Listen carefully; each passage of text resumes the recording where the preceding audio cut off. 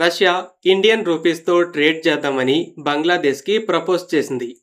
Bangladesh various fertilisers, గోధుమలు, ఇతర agricultural ప్రొడక్ట్స్ని Russia నుండి ఇంపోర్ట్ చేసుకుంటుంది. అలాగే బంగ్లాదేశ్లో న్యూక్లియర్ పవర్ ప్లాంట్ ప్రాజెక్టులో కూడా రష్యా ఉంది. అయితే శాంక్షన్స్ వల్ల రష్యాకి వెళ్లాల్సిన చాలా పేమెంట్స్ అనేవి స్టక్ అయ్యాయి. అందుకే డాలర్కి బదులు రూపీస్లో మాకు పేమెంట్ చేయడం స్టార్ట్ చేయండి అని చెప్తుంది. కానీ ఇక్కడ క్వశ్చన్ ఏంటంటే, బంగ్లాదేశ్తో ట్రేడ్ చేయాలి అంటే రష్యాకి యువానే బెస్ట్ ఆప్షన్. యువాన్ని వదిలేసి రూపీతో ఎందుకు ట్రేడ్ చేద్దామంటుంది. ఇది అర్థం అవ్వాలంటే ఫస్ట్ ఇంటర్నేషనల్ ట్రేడ్ అనేది ఎలా జరుగుతుందో క్లియర్గా అర్థం అవ్వాలి. శాంక్షన్స్కి ముందు రష్యా కూడా అన్ని దేశాల్లాగానే డాలర్తో ట్రేడ్ చేసింది. మీలో చాలామందికి ఈ ట్రాన్సాక్షన్స్ ఎలా జరుగుతాయో తెలిసే ఉంటుంది. ఎగ్జాంపుల్, మనమే రష్యా నుండి ఆయిల్ని ఇంపోర్ట్ చేసుకుంటున్నాం. ఒక ఇండియన్ కంపెనీ $100 మిలియన్ విలువైన ఆయిల్ని ఇంపోర్ట్ చేసుకుంటుంది.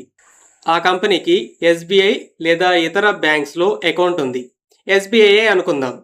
ఎస్బీఐకి ఫారెన్ ట్రాన్సాక్షన్స్ చేయాల్సిన అవసరం వస్తుందని తెలుసు. అందుకే ఏదైనా యుఎస్ బ్యాంక్లో ముందే డాలర్ అకౌంట్ని ఓపెన్ చేసి ఫారెన్ ఎక్స్చేంజ్ మార్కెట్లో డాలర్స్ని కొని ఆ అకౌంట్లో ఉంచుకుంటుంది. ఒకవేళ ఫారెన్ ట్రాన్సాక్షన్ చేసేటప్పుడు కూడా ఒకవేళ సరిపోకపోతే అప్పటికప్పుడు మరిన్ని డాలర్స్ని కొనుక్కోవచ్చు. మామూలుగానే బ్యాంక్స్ చాలా డాలర్స్ని అమెరికన్ బ్యాంక్ అకౌంట్స్లో ఉంచుకుంటాయి. వీటిని కరస్పాండెంట్ అకౌంట్స్ అని పిలుస్తుంటారు. సో ఇండియన్ ఆయిల్ కంపెనీ ఆయిల్ని ఇంపోర్ట్ చేసుకొని $100 మిలియన్ వర్త్ రూపీస్కి సమానమైన పేమెంట్ని రష్యన్ బ్యాంక్ అకౌంట్కి పంపండి అని చెప్తుంది. ఇక్కడ ఆ మనీని కట్ చేసుకొని ఎస్బీఐ అమెరికన్ బ్యాంకులో ఉన్న డాలర్ అకౌంట్ ద్వారా ట్రాన్సాక్షన్ని చేస్తుంది. ఇక్కడ కూడా డైరెక్ట్గా రష్యన్ బ్యాంక్కి వెళ్ళడం కాదు, రష్యన్ బ్యాంకులకి కూడా ఇలానే అమెరికన్ బ్యాంక్స్లో డాలర్ అకౌంట్స్ ఉంటాయి, వాటికే పంపుతుంది.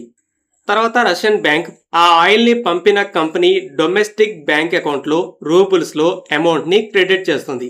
ఇలా ఫారెన్ ట్రాన్సాక్షన్స్ అనేవి జరుగుతాయి. అయితే రష్యన్ బ్యాంక్స్కి డాలర్తో ఎలాంటి ట్రాన్సాక్షన్స్ లేకుండా శాంక్షన్స్ని విధించారు. ఆల్రెడీ అమెరికన్ బ్యాంక్స్లో రష్యన్ డాలర్ అకౌంట్స్ ఉన్నాయి కదా, వాటిలో ఉన్న మనీని కూడా ఫ్రీజ్ చేశారు.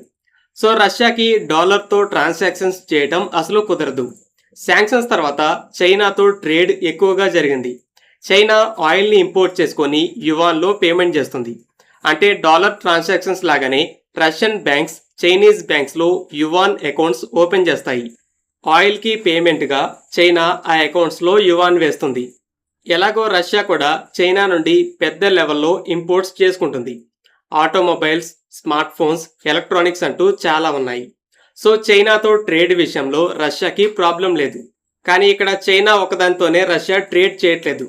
India second biggest trading partner. కానీ మన దేశం నుండి రష్యాకి వెళ్ళే వాటికంటే రష్యా నుండి మనం ఇంపోర్ట్ చేసుకునేదే చాలా ఎక్కువ. ఆయిల్ వల్ల చాలా డిఫరెన్స్ ఉంది. మొదట మనం రూపీస్లోనే రష్యాకి పేమెంట్ చేశాం. దీంతో మన బ్యాంక్స్లో ఉన్న రష్యన్ అకౌంట్స్లో చాలా రూపీస్ ఉన్నాయి. వాటిని ఇండియాలోనే ఖర్చు పెట్టాలి. కానీ ఖర్చు పెట్టలేనంతగా ఇవి పెరిగేసరికి ఇండియా రష్యాలు తర్వాత యువాన్లో కూడా ట్రేడ్ని మొదలుపెట్టాయి. మన బ్యాంక్స్ కూడా చైనీస్ బ్యాంక్ అకౌంట్స్ ద్వారా యువాన్లో పేమెంట్ చేశాయి. అవి రష్యాకి చైనీస్ ప్రొడక్ట్స్ని కొనడానికి ఉపయోగపడ్డాయి. మరి మనమే ఇలా రూపీతో పాటు యువాన్తో ట్రేడ్ చేస్తున్నాం. ఇంకో పక్క బంగ్లాదేశ్కి మనకంటే చైనాతో ఇప్పుడు మంచి రిలేషన్స్ ఉన్నాయి. మరి రూపీ కంటే యువాన్ బెటర్ ఆప్షన్ అయినా కూడా రష్యా రూపీనే ఎందుకు ముందుకు నెడుతుంది? కారణం రష్యాకి కేవలం యువాన్ మీద డిపెండ్ అవడం కూడా రిస్క్ అని అర్థమైంది. అమెరికా సెకండరీ శాంక్షన్స్ అని చెప్పి రష్యాతో ట్రాన్సాక్షన్లు చేస్తున్న చైనీస్ బ్యాంక్స్ మీద కూడా వేసింది. దాంతో కొన్ని చైనీస్ బ్యాంక్స్ ఈ ట్రాన్సాక్షన్స్ని ఆపేశాయి, కొన్ని లేట్ చేస్తూ వస్తున్నాయి. దీంతో రష్యా చైనాలో చిన్న చిన్న లోకల్ బ్యాంక్స్లో అకౌంట్స్ని ఓపెన్ చేసి వాటిలో యువాన్స్ని వేసి వాడుకోవాల్సి వస్తుంది. అలాగే యువాన్ మీద మరీ అంత డిపెండ్ అవడం కూడా మంచిది కాదని ఆలోచించింది. సో చైనా తర్వాత బిగ్గెస్ట్ ట్రేడింగ్ పార్ట్నర్ ఇండియా, పైగా రిలయబుల్ పార్ట్నర్ అనే నమ్మకం కూడా ఉంది. కానీ ఇండియా నుండి ఇంపోర్ట్స్ తక్కువ అవడం వల్ల రూపీస్ని స్పెండ్ చేయడం కష్టమవుతుంది. కాబట్టి ఆ ప్రాబ్లంని ఇండియా రష్యాలు సాల్వ్ చేయాలి. దానికి సొల్యూషన్ ఏంటంటే డాలర్ని ఎలా చాలా దేశాలు యాక్సెప్ట్ చేస్తున్నాయో అలాగే కొన్ని ఫ్రెండ్లీ కంట్రీస్ కూడా రూపీస్ని యాక్సెప్ట్ చేసే నెట్వర్క్ని బిల్డ్ చేయటం. సపోజ్ బంగ్లాదేశ్ ఇప్పుడు రష్యాకి రూపీస్లో పేమెంట్ని చేసిందనుకుందాం. తర్వాత రష్యా రేపు శ్రీలంక ఇంకా ఇతర సౌత్ ఏషియన్ ట్రేడింగ్ పార్ట్నర్స్కి కూడా ఎక్స్చేంజ్ మార్కెట్లో రూపీస్ని కొనండి, వాటితో మాకు పేమెంట్ చేయండి అని చెప్పొచ్చు. ముందు ఈ దేశాలు రష్యాకి రూపీస్లో పే చేస్తాయి. తర్వాత రష్యా కూడా వాళ్ళ నుండి ఇంపోర్ట్ చేసుకునే ప్రొడక్ట్స్కి అదే రూపీస్తో పేమెంట్ చేయొచ్చు. ఇలా మల్టిపుల్ కంట్రీస్ మధ్య రూపీ సర్క్యులేషన్ పెరిగితే రష్యాకి రూపీస్ని ఉపయోగించడం చాలా ఈజీ అవుతుంది. యువాన్తో పాటు మరో స్ట్రాంగ్ ఆల్టర్నేటివ్ కరెన్సీ దొరికినట్టే. సింపుల్గా చెప్పాలంటే రష్యా లక్ష్యం బంగ్లాదేశ్తో ట్రేడ్ చేయడం మాత్రమే కాదు, సౌత్ ఏషియాలో రూపీ బేస్డ్ పేమెంట్ నెట్వర్క్ని ఎక్స్పాండ్ చేయటం. ఇలా జరిగితే యువాన్ మీద డిపెండెన్స్ అనేది తగ్గుతుంది.